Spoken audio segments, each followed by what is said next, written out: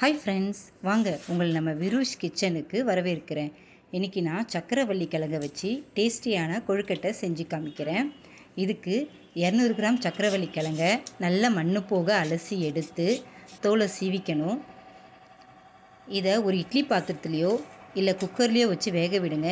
இட்லி பாத்திரத்தில் வேக விடுறதா இருந்தால் ஒரு 1/4 மணி நேரம் வேக விடுங்க. இதை நான் ஒரு 2 விசில் விட்டு எடுத்துக்கிறேன்.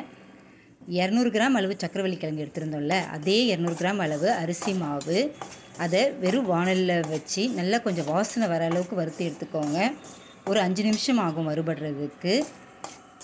வாசனையாக இருக்கும் இது, அப்போ தான் கொழுக்கட்டை நமக்கு சாப்பிட்றதுக்கு நல்ல வாசனையாக இருக்கும். இதுக்கு நான் இடியாப்பம் மாவு தான் எடுத்திருக்கேன். நீங்கள் கடையில் வாங்கின மாவாக இருந்தாலும் இதே மாதிரி எடுத்துக்கோங்க. இப்போ சக்கரவள்ளி கிழங்கு வெந்துடுச்சு. இதை நான் ஒரு கரண்டி வச்சு நல்லா மசிச்சு எடுத்துக்கிறேன். மசித்த கிழங்குல அரிசி மாவை கொஞ்சம் கொஞ்சமாக சேர்த்து கட்டி இல்லாமல் பிசையுங்க. இது கூடவே நம்ம இதுக்கு தேவையான அளவு வெல்லம் ஒரு 100 கிராம் அளவு தேவைப்படும். ஒரு 100லேருந்து ஒரு 150 கிராம் வரைக்கும் தேவைப்படும். நான் நாட்டு சர்க்கரை எடுத்துக்கிறேன். இதுக்கு துருவின தேங்காய் இருந்தால் ஒரு கப்பு எடுத்துக்கோங்க.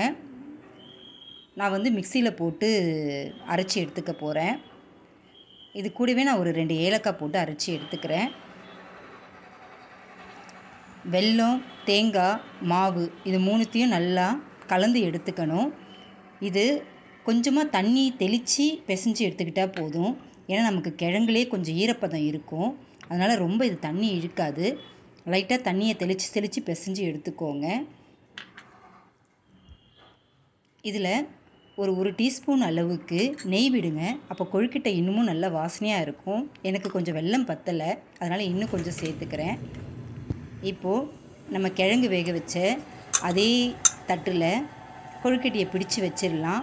நம்ம பிடி கொழுக்கட்டை எப்படி பிடிச்சு வைப்போமோ அதே மாதிரி எல்லாத்தையும் பிடிச்சு வச்சுக்கோங்க. இதை இட்லி பாத்திரத்துலேயோ இல்லை குக்கர்லேயோ மூடி போட்டு ஒரு 10 நிமிஷம் வேக விட்டால் போதும், வெந்து வந்துடும். ஏன்னா நம்ம ஆல்ரெடி அரிசி மாவை வறுத்துட்டோம், கிழங்கும் வேக வச்சது தான். அதனால் ஒரு 5லேருந்து ஒரு 10 நிமிஷத்துக்குள்ளேயே நல்லா வெந்துடும். இந்த கிழங்கு மாவில் செஞ்ச கொழுக்கட்டை பார்த்திங்கன்னா அவ்வளவு டேஸ்ட்டாக இருந்துச்சு. நீங்களும் இதே மாதிரி செஞ்சு பார்த்துட்டு எப்படி வந்துச்சு சொல்லுங்கள். தேங்க்யூ.